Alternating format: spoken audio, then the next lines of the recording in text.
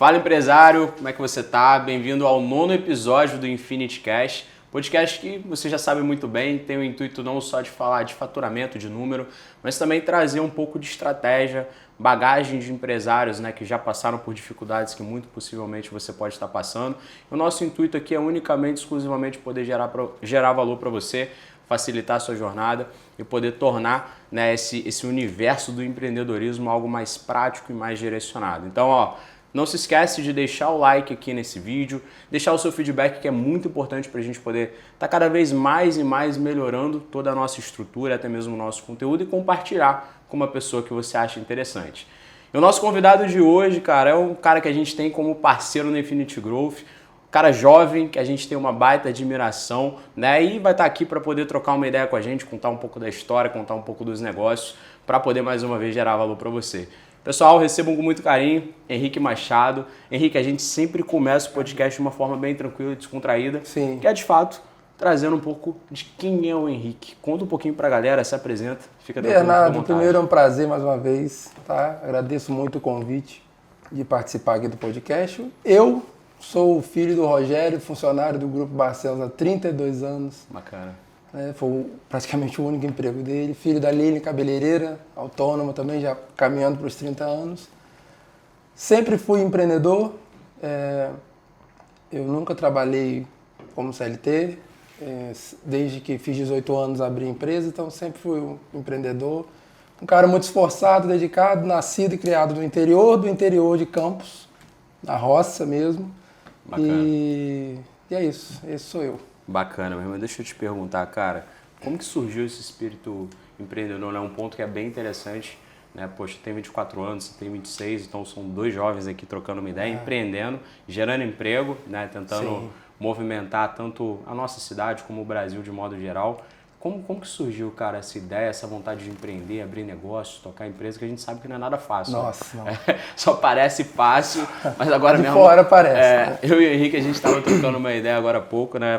Perguntei pra ele, e aí, cara, como é que tá essa reta final de ano? Meu irmão, loucura. Já chegou aqui nessa pegada. Já esbaforido. É complicado, irmão. Conta um pouquinho, cara, como que surgiu essa vontade de empreender? Desde criança, meus pais dizem que eu falava em fazer medicina. Certo. Né? Toda criança fala que quer ser médico. Médico. Né? Mas eu dizia que eu queria ter uma clínica minha. Entendi. Aí o nome da clínica era Clínica HM. Mamãe tem, mamãe e meu pai tem acho que um desenho da fachada que eu fiz da clínica. Bacana. A HM nasceu depois como outra coisa. Perfeito. Mas começou de fato, quando eu passei para o IFE, eu fiz um técnico em informática no IFE. E lá eu fui um estagiário, bolsista estagiário. E eu comecei a aprender sobre instalar câmera de segurança, aí por ter sido estagiário, aprendi sobre alarme com um coordenador, que é o Fernando, me apoiou muito na época lá, não esqueço dele nunca. Bacana. E aprendi sobre cabeamento de rede, cabeamento estruturado. E aí, saindo de lá, comecei a fazer pequenos serviços nesse sentido. Bacana. E aí foi onde surgiu a primeira HM, que era HM Soluções Tecnológicas. Bacana. Era isso, a primeira. Eu saí do IFE e fui empreender nisso, comecei a Surgiu instalar... quando? Em que ano, mais ou menos? Eu comecei a fazer isso sem registro mesmo de empresa, nada, com 17 anos, 16 para 17. E aí, em 2018, eu abri o CNPJ. Logo que eu pude, eu abri. Foi em março que eu abri. Perfeito. Meu contador voltou de férias. E é meu contador até hoje. Então, surgiu bacana. Nisso. Eu comecei instalando câmera de segurança, alarme. Perfeito. Né? Foi assim. Maravilha. E deixa eu te perguntar, Henrique, começou ali, jovem demais, 17 anos, empreendendo, né? A gente sabe, existem dificuldades hoje, né? Com 26, 24 anos, eu passo por isso também. Cara, como que foi com 17 anos, irmão, enfrentar essas dificuldades? Eu sempre fui muito alto, muito grande, e parecia que eu não tinha a idade que eu realmente tenho, né? Sim. E, cara, era difícil no sentido, quando eu ia conversar com pessoas mais velhas, né, sobre negócio, sobre qualquer coisa, eu terminava de falar e a pessoa falava assim, peraí, você tem quantos anos? Aí eu falava, tenho 18, tenho 19. Aí invalidava a opinião da gente, entendeu? Isso era uma coisa que me matava. Isso parou de acontecer depois. Perfeito. Porque o resultado da gente, obviamente, o nosso resultado fala pela gente. Então, maravilha, isso parou de acontecer. Mas era difícil mesmo. Até no fator emocional. Uma pessoa com um adolescente, adulto, ali com 18, 20 anos, não tem um preparo emocional. Sim. Né? É mais difícil. Com certeza, com certeza. E deixa eu te falar, cara, 17 anos, começou a empreender, tinha essa dificuldade do fator da idade. Outro ponto que me bate aqui na cabeça, que eu enfrentei de certa forma um pouco, eu tive muita dificuldade, não sei se você também, era conciliar o estudo com o trabalho, cara. Tu passou por isso também? Então, eu estava terminando o curso técnico, eu me formei no ensino médio com 16 anos. Pô, jovem. Bacana. E aí eu, aos 17, estava finalizando o curso técnico, então eu tinha essas horas, né, sobrando. Perfeito. Mas era assim, um pouco... Entendi. Difícil, eu tinha que moldar o horário, né? Maravilha. E, cara, qual foi o momento, né, que você decidiu entrar no mercado? Eu vou tratar como mercado de provedor, telecomunicações, internet, pô, maravilha. Vamos tratar nisso. Qual foi o momento que você decidiu entrar nesse mercado? Eu me lembro que o negócio dava certo, estava dando certo o negócio de CFTV. Né? Eu tive uma lojinha na 28 de março. Até hoje, toda vez eu passo, hoje eu moro ali perto, passo olhando para ela. Eu fiquei dias sozinho trabalhando lá dentro. Tinha uma mesinha e o computador. E eu ficava, fazendo orçamento de todos os dias. Eu fiz uma parceria com uma empresa, administradora de condomínios, então eu peguei vários prédios para fazer serviço. Bacana. Esse foi um diferencial na época. Entendi. E aí eu tinha como objetivo, por ter nascido lá no interior, a gente já tinha todo tipo de dificuldade, com transporte, e internet era uma das dificuldades, era difícil. Então você viveu na pele praticamente. Eu sei todas as dores, porque eu fui um cliente, então eu entendi todas as dores dos meus clientes, né? E aí eu tinha essa ideia, falava em casa que eu tenho vontade de abrir um negócio de internet, provedor de internet. Mas isso eu dava certo lá no negócio de câmera. O momento que eu decidi foi quando eu achei que eu tinha o capital suficiente para abrir o provedor. Sim. Né? Foi quando eu achei que eu tinha. E aí eu fiz uma conta de padaria. Isso, conta de papelzinho de pão. Fiz, tá? Cheguei pro meu pai, que morávamos eu e ele. Cheguei para ele e sempre foi meu apoiador na vida. Bacana. Né? Apesar de ser resistente, porque você imagina só, 32 anos como funcionário. Imagino. Entender porque o filho dele com 18, 19 anos... Quer seguir uma ordem arrisca e é um maluco diferente. Que arrisca e arrisca, só arrisca. Toda hora muda a cabeça. Pô, imagino. É difícil. Eu entendo ele, não julgo, mas ele se mostrava resistente às vezes no começo, mas depois me apoiava cegamente em tudo. Né? E eu lembro que eu falei para ele, pai, eu vou abrir um provedor de internet. E aí ele, o quê? Aí eu vou fechar a loja de campus, que eventualmente eu até consertava um computador ou outro dentro da loja. Mas eu Digamos que estava caminhando ali. Não, eu tinha, recebia fixo de manutenção mensal e tal. Bacana. Mas eu vou fechar a loja de campus e eu vou construir, eu vou precisar da sua ajuda aqui. Porque o papai sempre gostou muito de obra. E eu detestava obra. Então, eu fui precisar da sua ajuda para desenhar mais ou menos como vai ser minha lojinha aqui. Fiz a lojinha em frente da casa. Aí ele não digeriu aquilo de jeito nenhum. Você é louco? Né? Eu entendo. Meu Deus, tá dando certo, tá ganhando direitinho lá. Mas, pai, não, vou fazer. Trocar o certo pelo duvidoso, eu vou fazer. Eu tenho X guardado, vou fazer. Aí ele aceitou depois, assim, e falou, tá, vamos desenhar e tal. Mas enquanto isso, quem me ajudou muito nessa parte foi um dos meus melhores amigos, que até hoje é meu amigo, Neto. Eu ia comprar na empresa que ele trabalhava, comprar câmera para instalar. E eu falava, cara, eu via lá as bobinas de fibra ótica, roteadores, eu falava, meu sonho é ter um provedor de internet. E como é que eu faço? Tá? E ele estava se formando em telecomunicações. Entendi. Ele hoje ainda ele foi um consultor, sem entender no começo, e ele ainda é o meu consultor hoje, responsável técnico pela empresa. Pô, bacana. Para a Anatel ainda. Bacana. E é um dos meus melhores amigos. É o Neto. E aí ele foi me falando, você vai precisar comprar isso, vai precisar medir lá como é que é. E assim, enfim, eu entendi como seria. né? Mas acabei falando tanto que me perdi Relaxa, irmão. no conceito da sua pergunta. Basicamente, eu queria entender, esse momento você trouxe bastante clareza, né? Essa questão da dor, né? Foi o que te motivou a construir o negócio.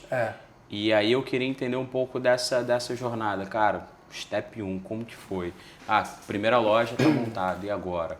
Né? Mas aconteceu muita coisa até montar a loja. Entendi. A forma que eu fiz, aquilo que eu falei no vídeo ontem que eu gravei, eu vendo de fora, hoje, olhando a trajetória, eu era uma besta motivada. Entendi. Isso é verdade. Eu tinha muita vontade, mas às vezes assim, eu não mensurava a profundidade daquilo, eu tinha coragem e fazia. Não tinha nada, realmente nada a perder. Eu ia perder o dinheiro que eu juntei trabalhando, instalando câmera. E como foi?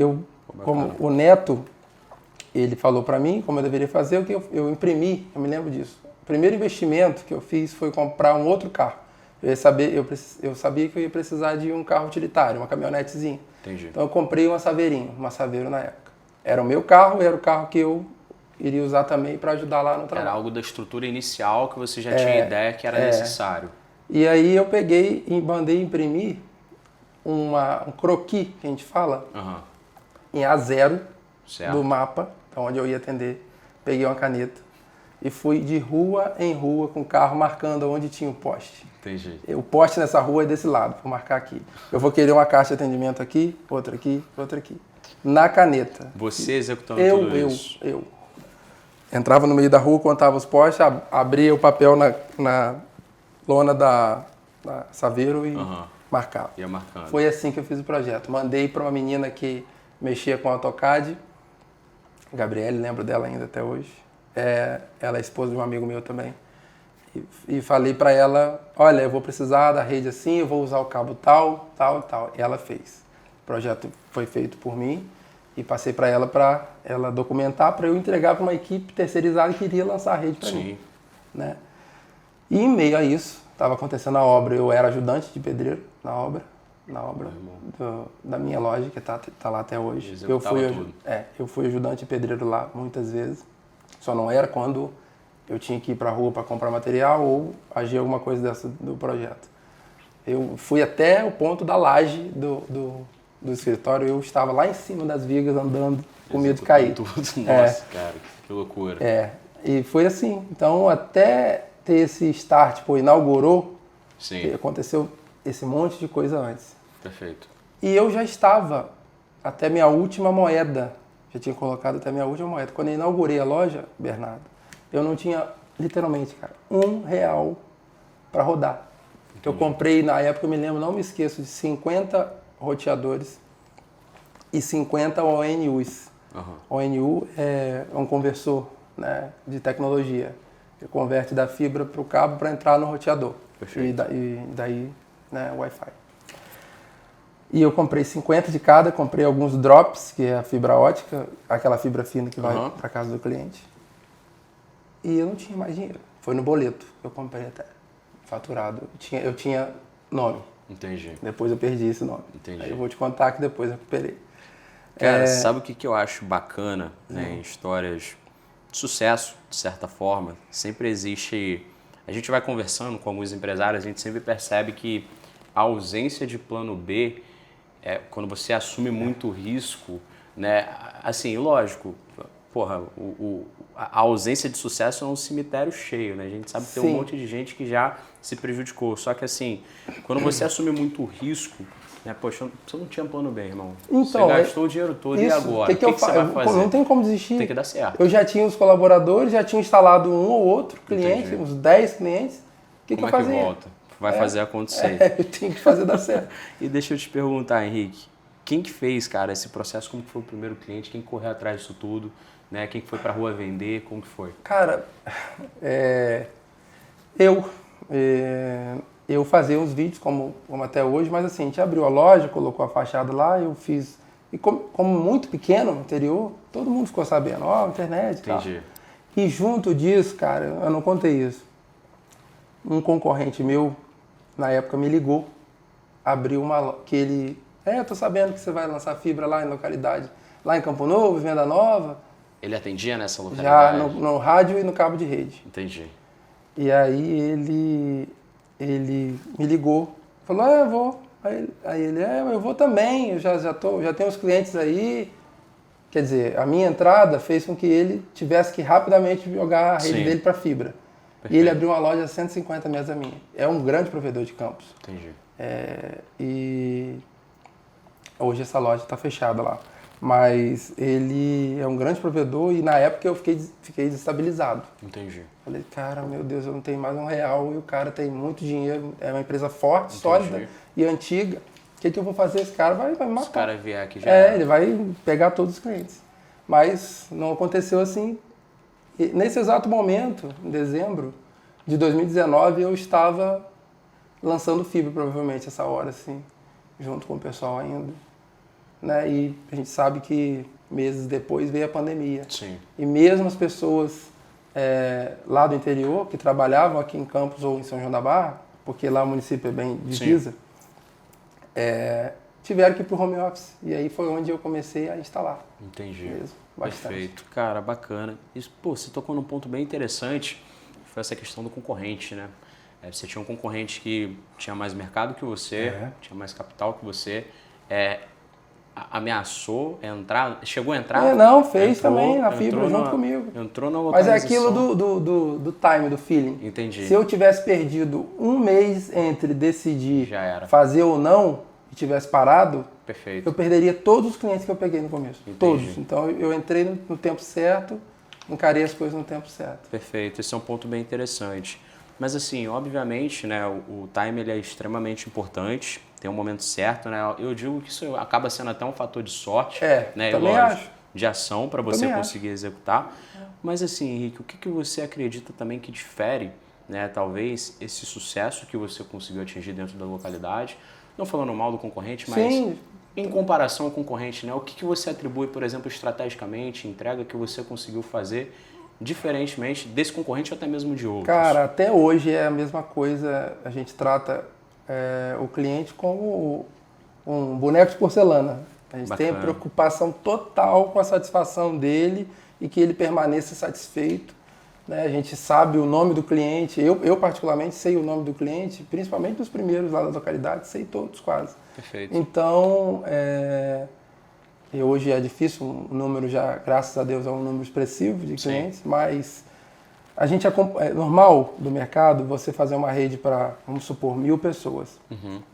Você chegou nessas 1.000, né, a capacidade dos seus equipamentos internos do servidor é para 1.000. Entendi. Você chegou nesses 1.000, você começa a fazer um monte de normal no mercado. Engatilhar para você botar mais dinheiro no bolso. Menos custo. Isso, tem menos custo. E assim, começa a fazer um serviço meia boca. Entendi. E um dos diferenciais que a gente teve foi esse. Desde o começo eu estava muito preocupado em se eu comecei te prometendo que eu ia entregar. Perfeito. Você vai medir sua internet lá se você tiver um bom aparelho, celular, né? Você vai medir sua internet e vai lá dar 100 megas, 300 megas. Eu estou te vendendo isso, eu te prometo te entregar isso. Entendi. Para isso eu preciso estar sempre investindo, porque cresce a carteira de clientes. Se eu não crescer minha capacidade dentro do servidor e da rede como um todo, tá sempre equalizado, eu não consigo cumprir isso que eu estou te falando. O diferencial é esse, cumprir o que a gente fala, promessa da gente. Isso é muito bom, cara. Isso é muito bom porque eu vou te falar, é um ponto até interessante para a gente pegar e abrir aqui também, porque muitas vezes o empreendedor, ele não quer abrir mão da margem dele em prol da experiência do cliente. Durante muito tempo aqui dentro da Infinity Growth, a gente sempre focava, por exemplo, em ter mais custo. Eu prefiro contratar mais gestores, mais estrategistas, copywriter, por exemplo.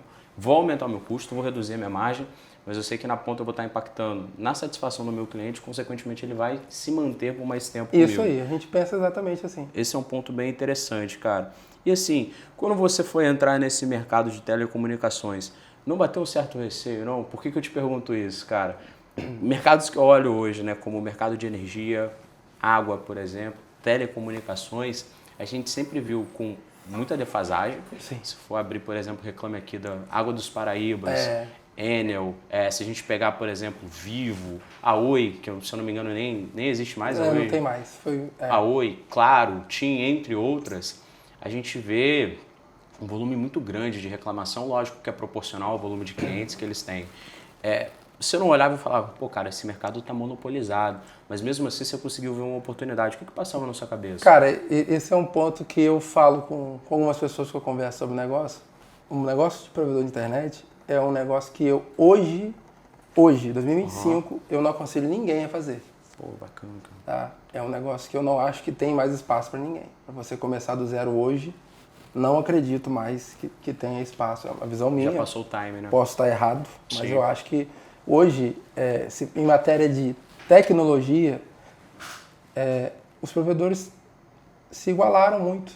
Né? O que diferencia é o atendimento, essa vontade de cumprir o que a gente fala e não tratar o cliente só como um número, como as grandes operadoras fazem. Os clientes são um número, porque muitos têm capital aberto, então quanto mais cresce esse número, melhor para eles. Perfeito. Né? Pô, e bacana. o provedor pequeno não, trata o cliente como eu falei, o prato de comida. Né? Todo dia a gente precisa dele. Pô, muito então, bom, cara. A cultura que eu levo lá até hoje, e graças a Deus eu formei uma equipe muito boa, que entende isso até hoje, eu não preciso cobrar esse tipo de coisa lá no provedor. E constantemente sou elogiado pelos colaboradores que tem. Perfeito. Hoje ontem fui, né? As pessoas vêm, quem tem meu contato vem e elogia. Então, isso me faz muito feliz. Pô, bacana demais. Muito show, Henrique. Acaba sendo um diferencial competitivo tudo isso, né, cara? Fica muito evidente. Desafio, cara. Quais foram os principais desafios ali Pô, tem vários, né, cara? Quando fala assim é complicado. Mas desafios técnicos, operacionais, desafio financeiro. Conta um pouquinho, quais que foram nesse início de jornada? Cara, a veia, se pode falar assim, empreendedora, sempre me guiou mais do que alguma coisa técnica. Eu posso até hoje dizer que tenho um básico conhecimento técnico sobre o que a gente faz no provedor. Tenho, realmente, porque o tempo me deu essa prática, né? Me deu esse aprendizado. Mas o desafio que eu encontrei tecnicamente foi de começar um negócio sem entender tudo dele.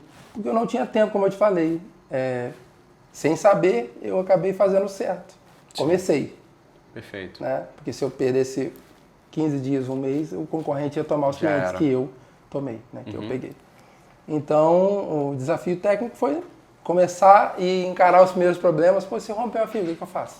Entendi. Né? Então, o desafio técnico foi não saber muito sobre o que eu estava fazendo. Entendi. E tive que aprender na marra, na unha Sobrava e na na dor. força de vontade, né, cara? E desafio de gestão, vários, eu pago por eles até hoje. Entendi. Né, o desafio de protelar, uma decisão relacionada a imposto, uma decisão fiscal, contábil, eu reestruturei a empresa no momento que deu, porque no começo, cara, empreendendo você faz o que dá. Exato. A gente faz o que dá, faz o que tem que ser feito e o que dá.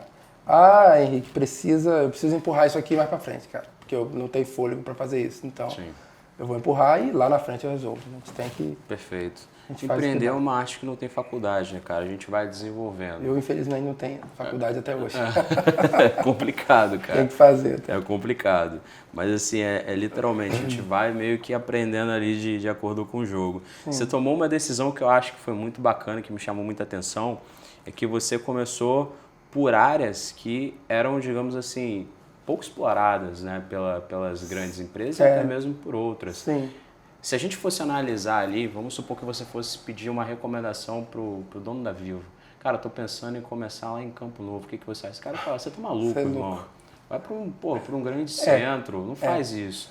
Então, assim, se a gente fosse pegar ali os grandes, né, proprietários das empresas, eles não recomendariam que você fizesse a jornada que você fez.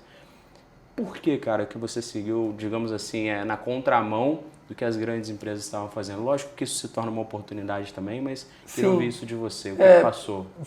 Primeira coisa, eu queria resolver o problema das localidades que eu conhecia, das pessoas que eu conhecia. E o meu, porque eu morava lá. Entendi. Né? E esse, inclusive, Bernardo, sem demagogia, se eu posso falar, é o meu objetivo. Eu entendi que minha missão, meu objetivo de vida é, de alguma forma, impactar positivamente a vida das pessoas que que estão de alguma forma conectadas, né? Perfeito. Literalmente conectadas através de mim, e dos meus colaboradores também. Acho que quase toda entrevista de emprego da pessoa que eu realmente quero contratar, eu falo sobre isso, que ela vai trabalhar comigo, eu vou, o que eu puder, valorizar aquela mão de obra daquela pessoa e remunerá-la bem, né, para que ela melhore de vida. Perfeito. Mas o que me fez tomar essa decisão de começar lá era porque eu conhecia a localidade, conhecia as pessoas e conhecia a dor, que era realmente difícil, conexão de internet lá, a Vivo no celular não funcionava bem. Hoje já tem a torre da Vivo lá e tal, mas na época não tinha. Então as pessoas realmente precisavam de internet. Entendi. Né? Perfeito. Foi por isso que eu decidi começar por lá. Pô, muito bom, cara. Eu sempre pergunto a questão da virada de chave, né? Porque empreender a gente sabe que é um ato que muitas vezes a gente, lógico, em alguns momentos a gente cria muita expectativa, acaba se frustrando. Sempre, E por outros momentos a gente talvez nem imagina o que possa realmente acontecer, né? Pô, criei uma expectativa aqui, superou aquilo que eu estava imaginando. Qual foi aquele momento, Henrique, que você falou, caraca, pô, a parada tomou outra proporção. Aquele momento de virada de chave que você percebeu, cara, pô, tá diferente o negócio. Eu me lembro realmente bem. virou uma empresa, tá estruturado, tô conseguindo ganhar bem, tô conseguindo ajudar minha família. Qual que foi esse momento, cara? A virada de chave do negócio, do provedor, foi quando veio a pandemia e a gente fez em uma semana 100 instalações. Que isso, cara. Mas foi muito no começo. Foi março, abril, foi ali em maio de 2020. Nós fizemos em uma semana 100 instalações. Aí eu falei, meu Deus, isso aqui vai acontecer. Perfeito. Né? E aí, mas assim, até ver essa questão que você falou para ajudar as pessoas, a família, foi muito tempo até ver dinheiro. Perfeito. E até hoje é um custo muito alto. Perfeito. A gente vai falar sobre isso, né? Pelo que... Maravilha, meu irmão. É normal, né, cara? A gente assume muito risco, normal, né? Tem essa perspectiva da sociedade, né? Acho que ficou rico rápido. Todo mundo pensa, pô, tá rico, tá milionário. E não é assim que funciona. É assim. Pô, até bacana. chegar a torneira vai fechando até para ficar nos pingos que são o que salva pra gente. Demora a ter esses pingos. É isso. Empresa rica, dono é pobre, Isso cara. aí. Não tem muito pra onde correr. E deixa eu te falar, Henrique. HM Web, a gente conseguiu entender um pouco da jornada, como que começou, quais foram as principais dificuldades. Tem muita coisa que eu tenho, né, de pergunta para poder fazer. Sim. Mas aí a gente vem numa nova empreitada, né? Não contente com o problema, você foi arrumar outro. Como que começou, cara, Machado Shop? O que te motivou a criar? Na verdade, conta um pouquinho do que essa empresa faz para a galera que está nos ouvindo entender um pouco melhor. E aí a gente vai entrar nesse papo para entender como que ela surgiu. Bernardo, a Machado Shop, ela, apesar de ter o meu sobrenome, é uma empresa, explicando, uma empresa de comércio focado no óleo e gás. Bacana. No mercado de óleo e gás. Né? Nós temos aqui o segundo maior superporto do Brasil, da América Latina, aliás, Sim. que é o Porto do Açu. E foi uma ideia de uma empresa que atendesse as demandas de suprimento das empresas que estão sediadas no Porto do Açu. Começou assim. Perfeito. E aí foi tomando uma proporção gigantesca e rápida, agressiva, muito diferente do provedor de internet. Entendi. Eu particularmente não tinha o menor, mais uma vez, o menor conhecimento no mercado que eu estava indo. Entendi. Zero. E comecei mais uma vez isso. Entendi. Mas ela, apesar de ter meu sobrenome, ela não foi a empresa não foi uma ideia minha. Entendi. Eu tenho um sócio nela e a ideia foi dele e ele me chamou para ser sócio dele. Bacana. Que acreditava na minha forma de trabalhar, etc., de lidar com as pessoas e com as coisas. A gente se dá muito bem até hoje, né? Mas é uma empresa focada no comércio em geral, então, ou seja, a gente é muito forte em MRO, tintas industrializadas, compra direto da fábrica, tem fornecimento também forte em cabos elétricos, cabos de rede, etc. Mas assim, o foco é vender solução. Entendi. Ou seja, a gente consegue, por exemplo, te importar para a sua empresa 1 tonelada de tubo lá da Malásia, um tubo importado, vem para São Paulo, Bacana. Desce em São Paulo, a gente paga um frete dedicado e leva isso lá para Alagoas, lá para os fundéus da Bahia. Entendi. A gente consegue fazer isso e a gente faz isso. Bacana. Diariamente. Então, o foco da Machado foi vender solução na dor que as pessoas que trabalham nos suprimentos de cada empresa sofrem. A dor de não cumprimento de prazo, dor de declinar pedido porque precificou errado, Perfeito. Então a gente... Eu ia entrar nesse ponto agora, cara, que Sim. são os diferenciais competitivos, né? Eu tive uma troca de ideia, né, com o Matheus. O Matheus, ele é meu primo. Ele sempre trabalhou no mercado de óleo e gás, pô, bacana. Hoje ele atua como rig manager na Ventura Offshore, uma grande empresa de Macaé. Exato. E ele comentou muito, né, sobre a questão do mercado, né, das informações, como que funciona, a questão até mesmo, né, suprimentos, fornecedores e tudo mais. Eu queria entender um pouco, cara, quais são os diferenciais competitivos que você visualiza hoje, né, dentro da sua empresa, frente ao mercado, quais são as principais problemáticas? A gente, lá dentro da empresa, a gente tem um galpão aqui em Campos que a gente trabalha, o comercial está lá também, junto, ainda, né? A ideia não estar, é ir para uma outra área, mas o diferencial da gente é justamente esse, entender o problema do cliente e pegar as demandas que ninguém resolve. Entendi. Tanto que hoje acontece do nosso cliente falar, a gente não mandou ainda tal orçamento. Cara, vocês vão ofertar, estou contando com vocês nessa e tal. Entendi. A gente entra na demanda que ninguém consegue resolver. E a gente lá dentro tem certeza. Cara, ninguém vai fazer isso aqui. Só a gente faz isso aqui. Perfeito. Agora, nós estamos no meio de uma operação. Nós vendemos um container de 12 metros para Teresópolis. Nós vamos ter que entregar numa rua estreitinha esse container de 12 metros. Aí, quinta-feira, o nosso gerente vai lá em Teresópolis, vai acompanhar, vai lá com a engenharia do nosso cliente, Sim. ver como é que vai fazer essa descarga por baixo dos fios da rua. Entendi. Tem uma cerca. Então é essa a solução. O diferencial está no fornecimento, não só do material, mas dessa solução. Pô, isso é muito bom, né? Oportunidade, o mercado não está abrindo, tem demanda, aí que você entra, esse é o ponto. O que me chama muita atenção, Henrique, é que, cara, você empreende em 2 mercados completamente diferentes. Como é que faz para equilibrar isso aí, cara, numa rotina, né? Para gerir 2 negócios completamente diferentes? O que tu faz aí para conseguir organizar tudo isso? Bernardo, como eu falei anteriormente, a HM, eu tomei uma decisão nela de que eu em 2 anos ou 3 anos não faria mais expansões, porque eu tinha uma rede considerável, um tamanho considerável, e eu precisava colocar cliente para dentro dela para se pagar. Perfeito. Então, muitas vezes a gente começa a fazer um monte de rede sem se preocupar se aquela primeira que você fez se pagou. Entendi. Então, o meu jeito de trabalhar, a minha forma de trabalhar é essa. Mas como fazer para gerir? A Machado, a HM, como eu disse, a HM Web, eu formei uma equipe muito boa. Tem pessoas de confiança lá. Tem o Breno, que é meu cabeça lá na HM Web, é meu funcionário já há um tempo, meu colaborador lá. E é um cara, assim, que me ajuda muito. Tem o Arthur, o Erivelton, são os técnicos, a Júlia. Tem o João Paulo, que também é técnico. Então, são pessoas de confiança, pessoas que entenderam a forma que a gente trabalha. Entendi. E assim, eu fisicamente preciso muito pouco estar na HM. Entendi. Controlo tudo online, estou o dia inteiro, vejo, de verdade, Bernardo, vejo todos os atendimentos. Todos. Fica uma tela no meu computador. Eu vejo atendimento de todo mundo. Então, Bacana. qual câmera que eu falo? Essa aqui? Eu vejo atendimento de todo mundo.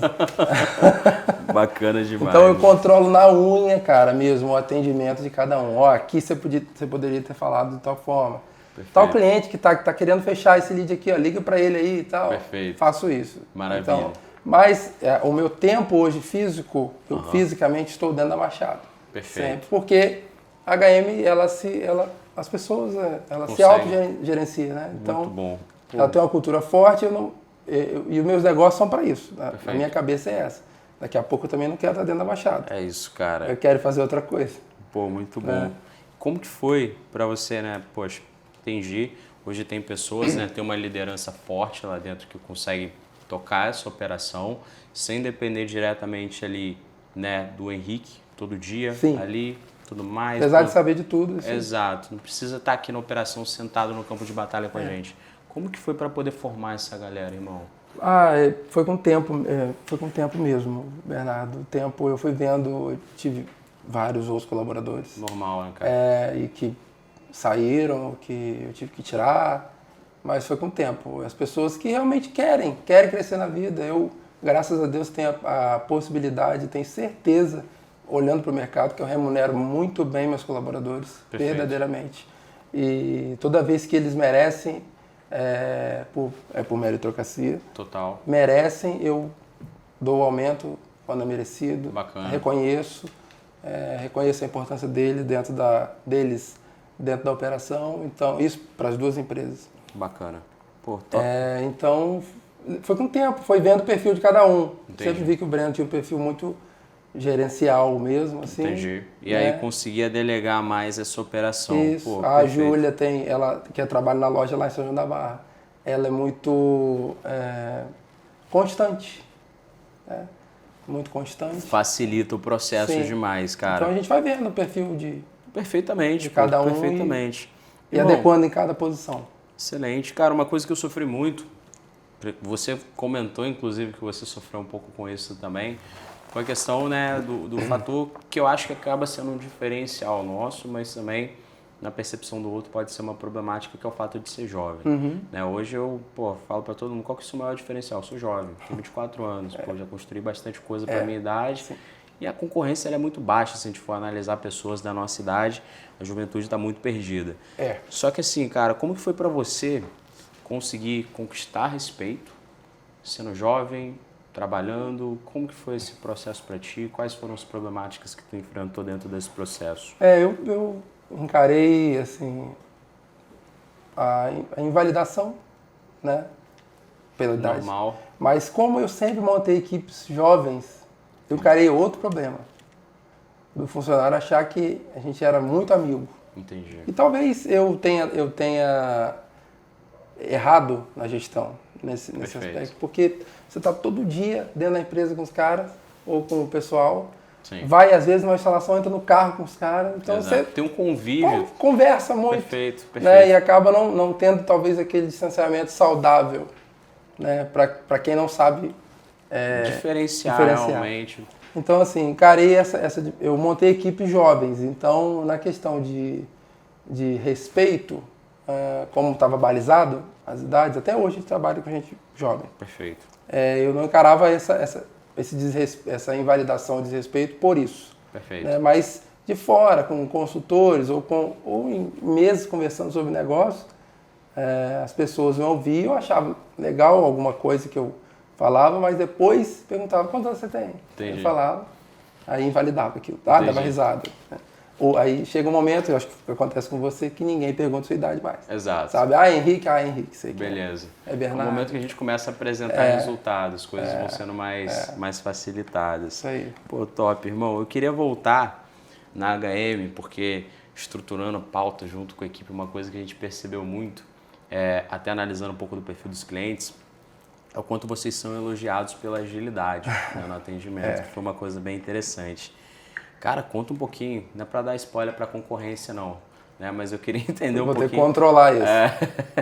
Como que esse atendimento é estruturado hoje internamente? Eu sei que vocês são bem criteriosos com isso, mas abre um pouquinho esse processo para a gente aí. Eu comecei dizendo que eu não ia, até onde desse, colocar robô de atendimento. Entendi. Porque eu entendi que era chato. Perfeito. Realmente é chato. Eu entendo os clientes que reclamam disso. É chato. Mas se você souber interagir com o robô, ele vai te ajudar sem você precisar chegar ao atendente. Uma coisa que eu incentivo os colaboradores é o seguinte, o cara mandou mensagem. Você não está com atendimento? Porque graças a Deus nós temos pouco suporte, cara, até hoje. Pô, tá? que bom, cara. Então... Acaba sendo um indicador de sucesso, né, sim, cara? pouquíssimo suporte. Perfeito. Muito bom. E aí, eles não estão atendendo, puxa o atendimento. Perfeito. Não deixa o cara no robô, puxa você e resolve logo. Acabou. Então, tentar o máximo possível ter esse atendimento humanizado e ser rápido no atendimento, no telefone. Perfeito. Né? E, principalmente, entender o que o cliente está falando. Não dar soluções genéricas. Entender, cada um tem... Recentemente nós fizemos uma reunião lá. Bacana. E eu falei sobre isso. Cada um tem um problema, uma forma de resolver o problema. Apesar dos aparelhos serem os mesmos, o uso de cada cliente é diferente. Sim. Então, voltando ao que você falou, um desses fatores, né, para esses elogios é essa preocupação de personalizar a solução do problema para cada um. Pô, isso é excelente. E isso com muita agilidade. Pô, com certeza. E assim, o fator de proatividade também é algo que me chama muita atenção, porque muitas vezes o perfil do atendente, pô, beleza, tá no robô. Se pedir para chamar o atendimento humanizado, eu entro. O fato do cara ver que, pô, tá berimbolando ali no robô, vou entrar e vou atender, vou resolver esse problema. E esse spoiler eu dou porque eu sei que nenhum concorrente vai fazer isso. Esse já é um ponto muito interessante, porque assim, poxa, eu vou entrar e vou resolver, não vou esperar o cliente ficar irritado, já chegar chateado ali comigo. Mas olhando por outro lado também, cara, inevitavelmente, qualquer empresa, qualquer negócio, está sujeito a crítica, né? A gente muitas vezes recebe feedback, aquele feedback que dói. Dói. Eu queria entender... Perder um cliente dói muito dói até hoje. Dói muito, cara. É complicado. Dói muito. Eu queria que você, se você se recordar, obviamente, abrisse pra gente aquele feedback que mais doeu, mas assim, que fez você aprender bastante. Né? Eu passei por como eu falei, a gente começou o negócio investindo o máximo possível em qualidade, em equipamento de ponta. E aí chegou uma fase que eu tive muitos problemas de fornecimento de energia. Falta muita luz. Entendi. Lá, né? Se começar a ameaçar chover, começa pico de energia. Entendi. Vai e volta. E aí eu comecei a encarar um problema que os meus clientes demoravam de 10 a 15 ou até mais minutos para voltar após esse pico de energia, voltar a conexão. Entendi. E aí, cara, a gente fez de tudo até tentar achar qual era a raiz do problema. E não achava. Então eu passei por reclamações nesse sentido. Porque às vezes, aí era onde acontecia um marketing negativo. Sim. E eu comecei a ver isso e ficar desesperado. Apesar de talvez não ter perdido clientes por isso. Porque quando tinha energia, minha internet era ótima, top, né? Continua sendo. Mas quando faltava energia, e o cliente tem a minha internet aqui, e o do lado não tem. Aí a do lado voltava mais rápido que a minha. Entendi. Aí eu tô, tô sem internet ainda, você tá aí? Não, aqui eu tô com internet. Já voltou. Aí isso já deixava talvez, eu imaginava, né? Na cabeça do cliente. Então o feedback que me deixou preocupado, que doeu mesmo, foi esse de não conseguir, naquela época, resolver o problema. Hoje, acho que ano passado, eu resolvi, ano atrasado, resolvemos o problema. E melhoramos ainda mais esse ano. Hoje a gente tem servidor sem precisar, Bernardo. Entendi. Sem precisar, a gente tem servidor de grande operadora. Entendi.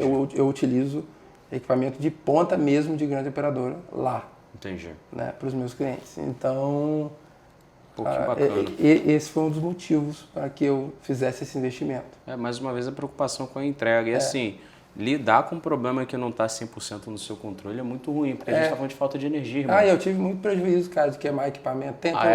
Dentro do servidor.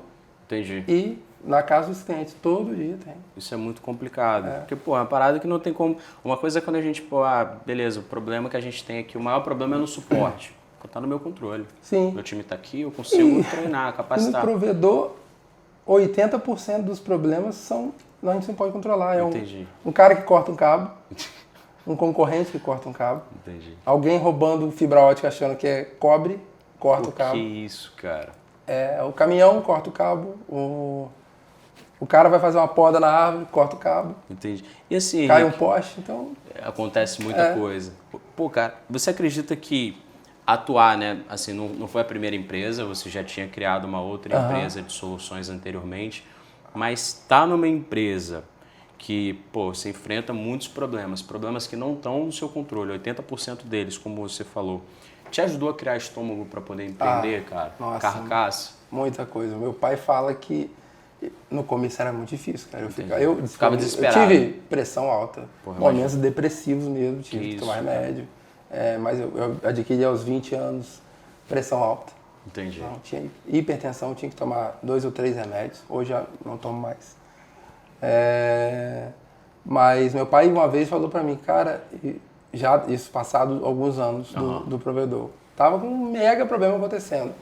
E eu tava no telefone e ele em casa, foi um fim de semana, eu tava lá na casa deles, lá em casa na roça lá. Aí eu falando no telefone com calma lá com eles, e rapaz, uma coisa que eu admiro você, papai falou pra mim, eu não esqueci disso, é que o mundo pode estar acabando e que você consegue resolver as coisas. Entendi. Né? E eu concordei com ele, Bernardo, que eu acho que na minha jornada, o que mais fez diferença foi a resiliência. Entendi.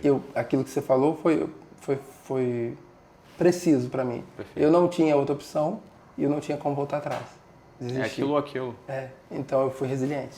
Perfeito. Acho que foi depois da coragem e da inconsequência de começar talvez um negócio sem ter certeza de tudo, foi a resiliência que me fez continuar conduzindo e acreditando naquilo. Pô, maravilha.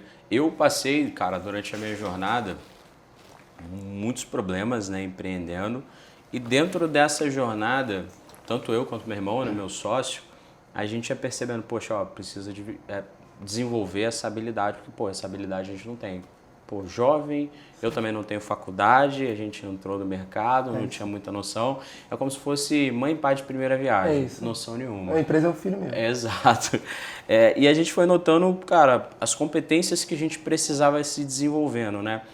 E se desenvolvendo no caso. O Lucas, poxa, capacidade mais financeira, ele que tomava conta dessa parte, estava mais no comercial, então me desenvolvendo em vendas. Então, só te cortando, vontade, pô.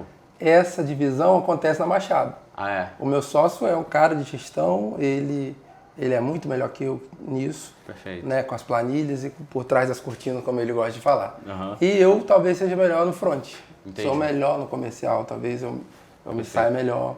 Né, e eu me considero também com um perfil mais comercial. Bacana. Gosto de conversar, né, o tempo todo, pessoas e tal. Entender necessidade do cliente, é mais apresentar. É mais ou menos o que você faz em conjunto com o seu irmão. Bacana, cara. E dentro desse conjunto de habilidades, Henrique, comercial foi uma que você acabou citando, mas você consegue citar pelo menos duas, uma ou três, fica à vontade, das principais habilidades que você percebeu que você precisava desenvolver, cara? Eu tinha ciência total de que eu precisava melhorar em gestão, Perfeito. em controle, né? E aí colocamos um CRM lá no provedor que me ajudou muito, né? Hoje eu tenho tudo lá, a gente movimentou o máximo possível lá, né? E tanto financeiro integrou, né? Sim. As coisas eram muito na unha. Entendi. O pagamento do cliente era na unha. Fulano de tal pagou, eu vou lá no outro sisteminha lá de gestão e dou baixa. Entendi. Agora o CRM é tudo integrado, entendeu? Você joga o arremesso, o retorno, já tá tudo documentado, baixado. Facilita, né, cara? Então, a primeira foi essa, né, de gestão, porque os desafios como gestor, Sim. né, porque eu não tinha muito preparo, só muita noção de como eu queria ser. Certo. Né? Eu me via já lá na frente, almejava e tinha certeza do que eu precisava fazer para chegar até lá, então eu identifiquei que eu precisava melhorar a gestão. Segundo, eu precisava melhorar tecnicamente, e isso foi mais rápido. Entendi. Porque eu estava todo dia no provedor, era o primeiro a chegar e o último a ir embora. Estava no campo de batalha ali todo então dia, vai facilitando. Eu comecei a adivinhar, tipo assim, diz que tal problema está acontecendo. Eu não tinha ideia de como resolver aquilo. Entendi. Então eu comecei, cara, tenta tal coisa. E aí descobri, isso aqui resolve isso. Aí os técnicos, os funcionários iam aprendendo. Que loucura, loucura. cara. Então loucura. Foi... Teve alguém que conseguiu te ajudar, facilitou um pouco a sua jornada? Você falou de um amigo, mas ele te auxiliava nessa jornada ou era tudo no campo de batalha que você aprendendo? Não, muita gente me auxiliou. Um dono de provedor... Bacana, cara. Também não concorrente, de outra cidade. Eu aprendi tendo ele um pouco como referência. Prestadores de serviço me ajudaram. O pessoal que até hoje é parceiro meu da Forte Telecom, do Sérgio Simas lá. Eles me ajudam até hoje, me ajudaram até hoje, essa parceria que nós temos já, né, ao mesmo tempo na empresa, 6 anos, me ajudaram muito no começo. Gratidão não prescreve. Eu tenho gratidão a todos eles que me ajudaram, sei bem o que cada um fez por mim. E minha família me apoiou muito e muitas vezes facilitou. Talvez eu não... com isso aqui você não se preocupa, vai ver esse negócio, né? Pô, bacana. Então, esse é um ponto bem importante, né? A gente sempre vai conversando e pra gente que tá do outro lado aqui como host, a gente vai percebendo algumas características e foi bem interessante que desde o começo, né, tem tudo anotado aqui, você foi falando muito das pessoas, né, que estiveram com você. Você falou, por exemplo, eu esqueci o nome agora, não sei se foi um professor do IF. Tive um coordenador. Coordenador, depois você falou de um melhor amigo que te auxiliou também bastante e tudo mais. cara, você se recorda com muita gratidão de todas as pessoas que te auxiliaram. E é muito difícil a gente ver isso em pessoas da nossa idade, né? Quando a gente vai atingindo determinados patamares de sucesso. Muitas vezes a gente vai se perdendo, se deslumbrando um pouquinho ali. Cara, isso é um ponto importante de deixa falar. um pouco de ser humilde, o ego vai subindo um pouquinho a cabeça, principalmente pelo ato de comparação. Eu, no meu caso, cara, durante muito tempo eu me comparava muito com os meus amigos, de certa forma, até de uma forma muito injusta. Pô, cara, eu tô melhor que todo mundo, não sei o quê, e a gente se deslumbrava um pouco.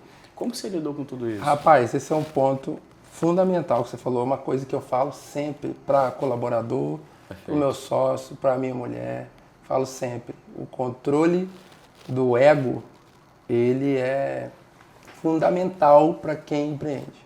Sim. Você precisa ter certeza de que você está suscetível a errar a qualquer momento. E o ego te cega.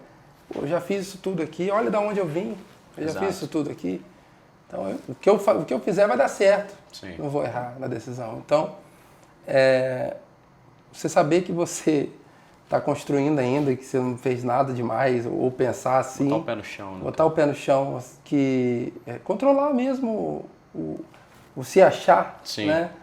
Porque você está suscetível a errar e você pode ter um erro que arrase o seu negócio. Né? Pô, isso é muito Recentemente eu tinha uma decisão difícil e determinante para tomar na HM. Uhum.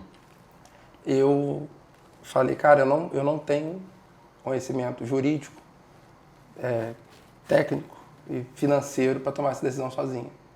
Se eu for fazer por comercial, que era uma coisa que pensando no comercial, eu vou fazer. Mas se eu não analisar o contrato disso aqui que eu vou assinar, eu posso quebrar. Entendi. Então, talvez, eu acho que dentro de Campos do São João da Barra, eu fui um dos únicos que não fez esse negócio. Uhum. Tá? Eu não fiz. Contratei uma consultoria, através de novo do Neto. Ele trouxe o Thiago, um cara, para falar comigo, sentar comigo e me mostrar os prós e os contras. E aí eu tomei uma decisão embasada naquilo, mas se eu fizesse sozinho, talvez eu assinasse. Entendi. Talvez eu teria feito. Então, eu não ter o ego inflado de fazer as coisas cegamente me ajudou, né, a não tomar decisões erradas. Cara, isso é não muito que eu não bom. tenha tomado, mas assim, decisões drásticas. Sim. Né?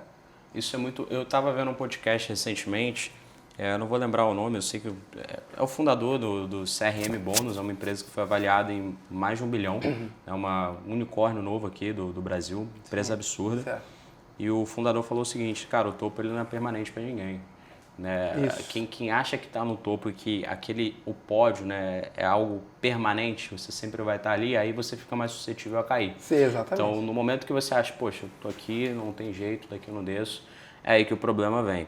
Mas esse pé no chão, né, é um ato realmente muito, muito importante. Eu queria te fazer uma pergunta, cara, que é meramente curiosidade minha.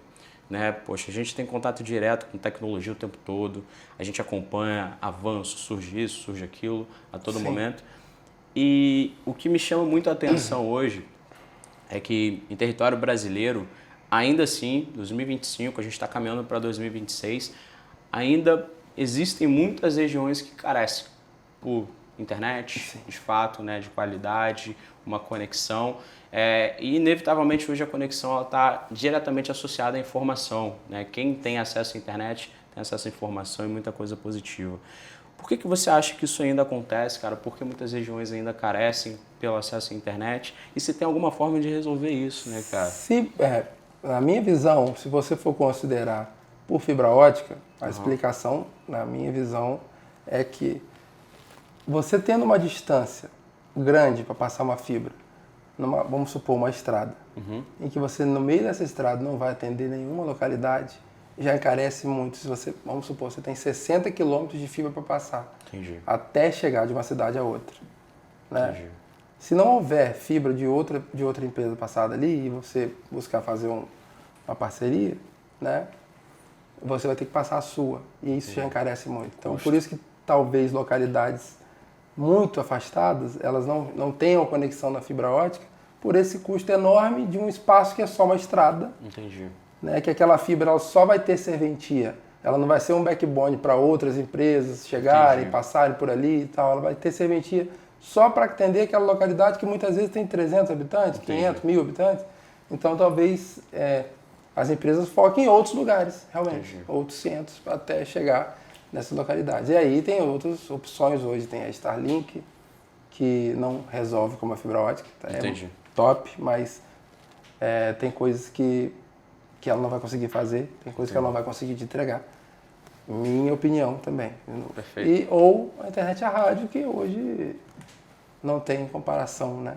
Cara, eu queria que você entrasse um pouquinho nessa questão da Starlink, porque dentro da internet, né, tudo é propagado. Um monte de verdade é difundida ali dentro. Quais que são as diferenças, né, por exemplo, de uma Starlink, a fibra ótica, por exemplo? Quais são os benefícios de uma e de outra? Curiosidade. Bernardo, eu enxergo a fibra ótica, e acho que a maioria das pessoas, como hoje o melhor meio de comunicação, né, nessa área de telecomunicações em velocidade, porque ela é uma tecnologia que ela não é afetada por fatores de tempo, Sim. né, climáticos. Vai chover e sua internet vai parar, a menos que a rede seja mal feita, Sim. né, a caixa de atendimento esteja aberta e ela vai encher de água. Sim.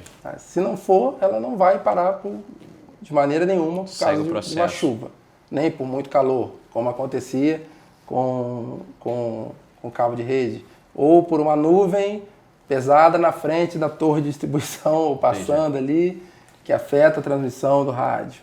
Né? A fibra ótica é um meio seguro de conexão. Por reflexão de luz. Sim. Não tem energia nela, não tem campo eletromagnético em volta que pode roubar pacotes, né? Pode ter perda de pacotes assim, ter lentidão. Então a fibra ela passa no poste, não tem interferência pela energia que está passando no poste, e ela pode passar dentro das caixinhas de tomada das residências, que não vai ter interferência dos cabos elétricos ali que ali passam. Então ainda, mesmo comparado com o Starlink, claro que a Starlink dentro de uma propriedade imensa lá nos cafundóis, ela vai te atender porque não vai ter a fibra, mas tendo a estabilidade e a segurança da fibra ótica ainda é o melhor meio de comunicação assim maravilha. De rede. Maravilha, Henrique. A gente já está trocando um papo aqui, né? Tem muita pauta ainda, mas cara, já estamos aí estamos em 50 minutos de troca de ideia. Tá bom? E cara, eu queria bater em 2 pontos que eu acho que é muito importante. Nosso foco no podcast ele acaba sendo muito a geração de valor, né, para outras pessoas que estão nos assistindo, empreendedores principalmente. E, cara, eu queria que você trouxesse um principal conselho, cara, para quem está começando a empreender agora. Algo que te serviu muito, né, assim, e que outra pessoa que está do outro lado, certamente ela vai pegar esse conselho, vai conseguir aplicar e vai conseguir ter melhores resultados ou pelo menos mais clareza de uma jornada. Qual que seria esse conselho? O conselho que eu posso dar é que a pessoa comece um negócio sem usar a regra dos outros, Bacana. Principal, né? E fazer o seu negócio, né? E começar com algo que você domine. Né? Eu talvez não seja a referência disso. Eu tinha noção de tecnologia porque já trabalhava com isso. Sim. Sabia de rede e do que eram os equipamentos porque estava trabalhando com isso. Mas sobre fibra ótica talvez eu não tinha total conhecimento como deveria ter, que adquirir com o tempo. Né? Mas que faça um negócio em algo que você domine. Não pensa que isso aqui vai dar muito dinheiro. Na minha cabeça, o dinheiro é consequência de um bom trabalho. Perfeito. Né? Então, comece o negócio, faça o melhor que você pode. Né? Não seja cego de insistir também até onde já não dá mais. Perfeito. Num negócio que a gente já viu que não vai dar certo. Mas eu vejo hoje, Bernardo, que as pessoas desistem cedo demais. Sim. Né? As empresas hoje no Brasil, acho que em 1 ano, acho que é o máximo, 1 ou 2 anos é o tempo que elas... 5 anos, cara, cerca de, posso tá dando um furo aqui, tá, pessoal? Se eu não me engano, em 5 anos, uma taxa de 80% a 90% das empresas que fecham, né? Apenas 10%. 10 ou 5%, vai. Acho que 10 a 5% que consegue sobreviver. Graças a Deus, já passei. Não, mas a gente tá... Sim, cara, tá suscetível a tudo. sempre no risco, não tem jeito. Tá suscetível a tudo. É uma vida, Bernardo, que... outro conselho que eu posso dar é que talvez empreender não seja para todo mundo. Exato. Né? Então você tem que ter muito estômago, como você falou mais cedo. É uma vida que nem todo mundo aguenta. É uma pressão desde que você acorda até a hora que você vai dormir. E às vezes você até sonha. Exato. É até interessante porque você falou isso, cara, que a gente estava conversando antes com o Salvador e com o Neto, e eu falei o seguinte, era exatamente essa palavra que eu estava querendo falar. Hoje eu praticamente sou um CLT Premium. É isso aí. A galera olha de fora e fala, pô, tá rico, tá com grana, tá tudo certo, tá caminhando bem. Só que assim, a verdade do dia a dia é completamente diferente. E aí, trazendo essa exemplificação, eu tenho muitos amigos, né? Cara, excelentes condições de vida, os caras conseguem aproveitar e tá tudo bem. Só que não é uma realidade que eu tenho. Muitas vezes a gente recebe uma mensagem de 3 horas da tarde, cara, vamos malhar, vamos dar uma corrida 11 horas da manhã. E assim, são coisas que hoje, inevitavelmente, a gente acaba abdicando. É o horário de herdeiro. Exato. A gente, no fim das contas, a gente está empreendendo, construindo algo para futuramente, quiçá, conseguir ter uma liberdade. Mas essa jornada para construir essa liberdade, ela é muito difícil. Ela é muito complicada. Foi bom você falar disso. Eu lembro que às vezes eu conversava com pessoas bem próximas da família. Eu falo talvez pouco sobre negócio dentro de casa. Sério, cara? Na minha família, talvez. Entendi. Falo muito coitado com a minha mulher, que ela é o maior presente que Deus deu na minha vida, foi minha mulher. Bacana, hoje, tá? cara. E você falou disso do horário de herdeiro, às vezes eu dou risada com ela. Quando eu chego na academia, às vezes vou 11 horas, ela trabalha de escala, então às vezes eu tento moldar Entendi. o meu horário com o dela. Perfeito. E aí eu chego na academia, olha, que horário de herdeiro, né? Eu falo disso. E uma das coisas que eu evito até falar dentro de casa, mas já conversei com pessoas próximas, é que eu não tenho pressa e não tive pressa para ter dinheiro. Bacana. Todo o dinheiro que entrava na empresa, eu reinvestia. Isso é bom. Isso a gente fez na HM, fiz na HM e fazemos Machado. hoje na Machado. Não temos pressa para ter o dinheiro, porque... E é um conselho que eu, puxando o gancho do que você me perguntou. Não tenha pressa empreendendo, porque o dinheiro não vai vir tão rápido assim, a não ser que você esteja fazendo um negócio que ninguém nunca fez. Muito disruptivo, né? A menos que seja isso, você seja um gênio, e você criou um negócio né, que ninguém nunca fez, você não vai ver dinheiro rápido. Exato. Você vai ter que reinvestir muitas vezes, você vai ter que assumir dívida. Exato. E dívida às vezes é alavancagem. Exato. Você tem que às vezes saber assumir uma dívida e segurar a pressão dela, de um empréstimo, de uma coisa, porque se essa dívida vai te alavancar, tenha a dívida. Exato. A minha cabeça é essa. Eu sempre abracei isso. Perfeito. Eu vou pegar esse empréstimo aqui, esse empréstimo eu vou fazer o dobro dele de dinheiro, eu vou crescer minha empresa o triplo com esse dinheiro aqui, então eu vou pegar. Os juros é o preço do dinheiro. Cara, eu vou te falar. O banco trabalha com isso. A nossa, assim, digamos, né, a sociedade brasileira tem muito essa demonização ali da dívida, né?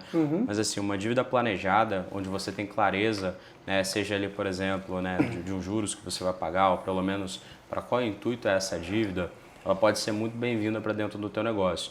Eu também não quero falar isso, né? E você que está do outro lado escutando, pegar isso sem contexto nenhum e falar, pô, tem que pegar um empréstimo amanhã. Exatamente. Tem um amigo meu, comentei isso ontem no podcast com a Júlia, que é o Arthur Padrão. Sempre cito ele aqui, acabo citando nos episódios, porque é um cara que eu aprendo muito com ele. Ele fala o seguinte, cara, contexto é rei. Qualquer informação que você pega hoje dentro da internet, você precisa aplicá-la para o seu contexto. Então, estou falando aqui de dívida, você precisa pegar essa informação e aplicar para o seu contexto. Sim. Não adianta você querer implementar de qualquer forma. Então, muitas vezes a gente vai ver um CEO do iFood, o dono de uma empresa multimilionária, falando que tem que trabalhar, por exemplo, de home office.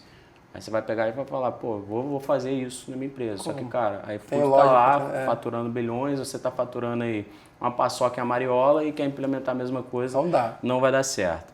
Mas assim, Henrique, pô, muito bom. E pra gente finalizar, cara, a gente sempre fecha o podcast de uma maneira muito clássica. Tá associado a essa questão do conselho, mas eu queria que você compartilhasse o maior erro que você cometeu, para que, assim como um conselho, esse erro sirva de aprendizado para quem está escutando a gente, para que essa pessoa talvez não siga essa jornada e consiga tirar proveito disso também. É difícil, né, gente? É uma lista, né, cara? É uma lista. A gente para pra pensar. Eu acho que o maior erro foi, falando de gestão, ter confiado demais. Perfeito. E não ter acreditado que as pessoas eram boas. Sim. Né? Acreditado demais nisso. E o maior erro talvez foi não se preparar tanto no começo, isso. Para a dificuldade que eu iria encarar, né, empreendendo. E me vi endividado, tive que usar de conversa e falar a verdade e desenrolar mesmo, desenrolo Perfeito. com os fornecedores. E aí tive que sentar e falar, olha, aconteceu isso, isso e isso, coisas que aconteceram na época.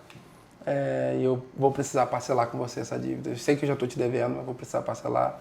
Então, assim, não ter mensurado a profundidade. Então, claro que empreendendo a gente tem que arriscar. Sim. Eu acho que todo mundo, se você tem uma boa ideia, você tem que arriscar e acreditar nessa ideia, né? Até que se prove o contrário. Perfeito. Mas também você tem que medir a profundidade. Talvez eu não tenha medido tanto e fiquei só com a cabeça fora d'água. Mas aos poucos eu, com resiliência, como falei, Sim. consegui dar a volta por cima, né? subindo. Hoje talvez eu esteja já colocando já o... Tá confortável a água. É o conforto, é o desconforto normal, que é outra coisa que a gente não pode, empreendedor, na minha cabeça, não pode cair na zona de conforto. É isso. Não existe. É o momento que você cai do cavalo. Exato. É o momento que você está achando que você está no alto e que você cai e você tem que começar de novo.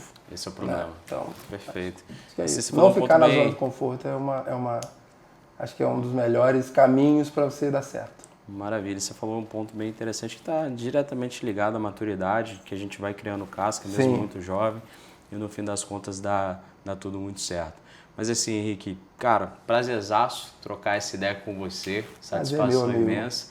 Pessoal que ficou até aqui, espero que tenham gostado desse episódio, né? Teve muito insight bacana, muita informação que eu tenho certeza que deve ter gerado muito valor para você que está aí do outro lado. E outra, não esquece de deixar o like nesse vídeo aqui, é muito importante para a gente continuar desenvolvendo cada vez mais e mais esse projeto bem bacana. Deixa aqui nos comentários também o seu feedback, que é muito importante para a gente poder melhorar, seja alguma coisa no conteúdo ou algum convidado que você queira que a gente traga aqui para poder estar trocando uma ideia, e compartilha com alguém que você acha interessante. Fechou? Tamo junto, empresário. Foca um só.